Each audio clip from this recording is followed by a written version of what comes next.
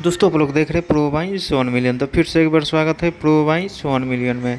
तो जी हाँ दोस्तों, भोजपुरी इंडस्ट्री में आप अपना विवाद आप बात करेंगे और कंट्रोवर्सी चलता ही रहता है हीरो हीरोइन के।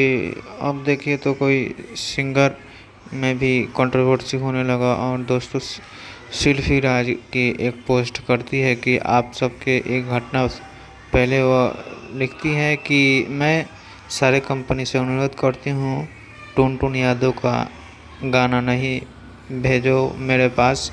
और आज से उनका गाना गाना बंद जी कर दीजिए। हाँ जी दोस्तों, आप लोग सही सुन रहे हैं कि टुन टुन यादव के साथ में सिल्फी राज गाना नहीं गाएंगी, यानी कि उनके साथ डुइट सॉन्ग नहीं आएगा।